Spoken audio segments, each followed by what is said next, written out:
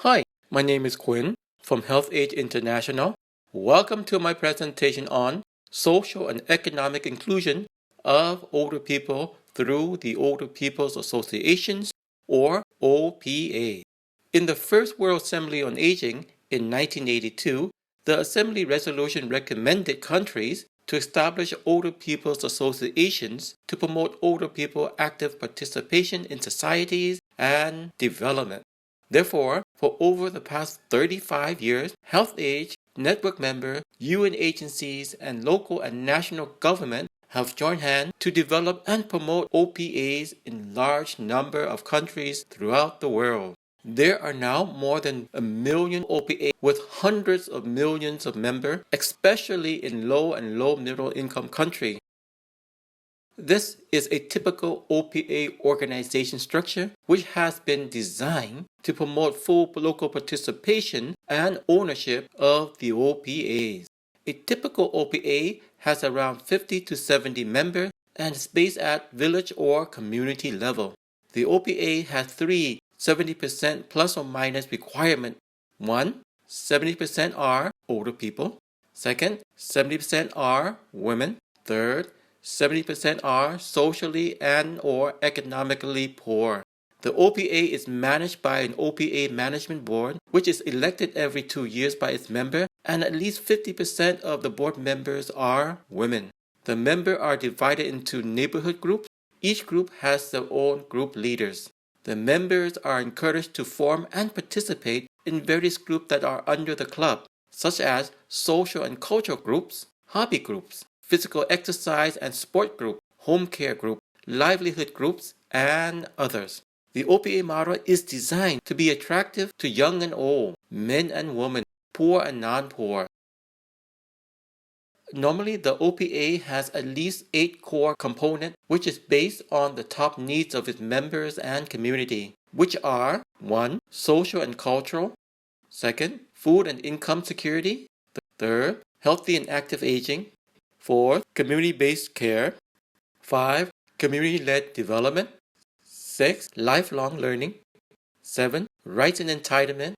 And 8. Resource mobilization. Depending on other needs, the community can add more components such as disaster risk reduction and climate change. However, today I will focus in more detail component 2, the food and income security component. The food and income security component is made up of 5 subcomponents, which are 1. Pro-poor and age-friendly livelihood awareness. The OPA has more than 400 pro-poor and age and environmentally friendly livelihood topics for members to select from. Each member can select what is most appropriate for them and their family. Second, the OPA has their own revolving fund scheme, which enables its members to have easy access to revolving fund loans that brings income opportunity to both the members and the OPAs. 100% of the revolving fund interest and principal stays with the OPA, which is used to support local community development initiatives and cover the running costs of the OPAs. Third is technical support to ensure members has a technical support that they need. The OPA has livelihood support groups and livelihood volunteers. Fourth is work. The OPA also helps members to find employment and or work for people that are in need of work within their communities and in local areas. Fifth and last is the access to government social allowance, which consists of providing awareness on social allowance, monitor the access, and provide legal service as needed. Using national and project data, we can calculate the national income of older people by source. First, the total income from OH allowance is 0.25 billion per year. Second, total income from contributory pension is 6.5 billion US dollar per year. Third, income from work and other is more than 12 billion US dollar per year. Just to note, 1 year working in OH is equal to 12 years of social pension. This clearly highlights the importance of work in OH. Work or being active brings many benefits. First, the most obvious benefit of work in OH is financial.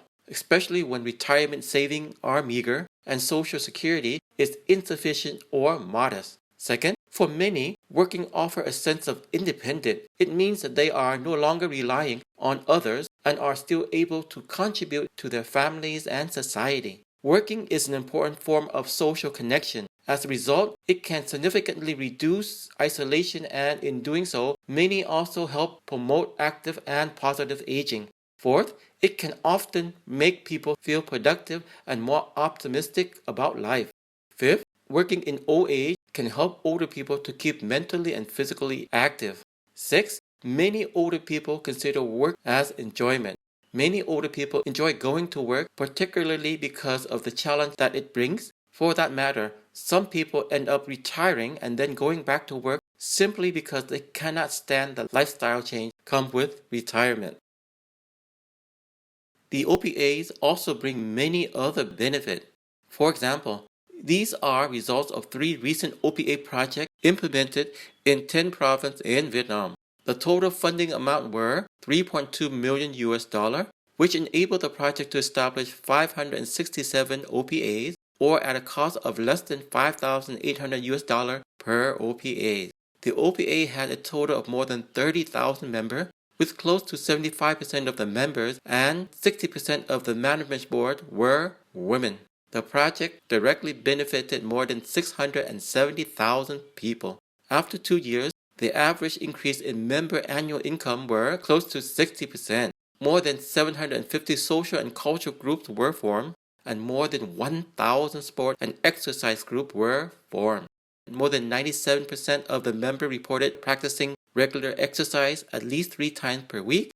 The OPA have conducted more than 90,000 health checkups in the past 12 months. On average, each member received 3 health checkups per year, and the health insurance coverage rate were close to 98%. The OPA had more than 5,000 care volunteers providing regular care service to more than 3,000 clients. More than 5,600 self-help and community development activities were conducted, and more than 22,000 people have received access to legal support service, and the OPA have managed to fundraise more than $1 million US. Now, looking at the impact level, close to 99% of the members reported feeling happier since joining the OPA. Close to 96% reported improved solidarity within their families and communities. 93% reported having increased self-confidence. 91% reported increased empowerment. More than 90% reported being healthier. And close to 90% reported being wealthier. The OPA model has also won many awards and recognitions, such as the Grand Prize winner for the Healthy Aging Prize for Asian Innovation. In the WHO Healthy Aging 50, HealthAge was recognized for our OPA work, which contributed to transforming the world to be a better place to grow old. Was selected as best practice in promoting healthy and active aging in 6 WHO publications. Was best practice in achieving SDG in UNDESA publication. Was best practice in the World Bank and JICA publication, and in many other publications. The unique characteristics of the advanced OPA model are: 1. It is cost-effective and affordable for low and low-middle income countries. 2. It is attractive to young and old, men and women, poor and non-poor. 3. It is dynamic, able to be replicated in rural, urban, coastal, and mountainous areas. 4.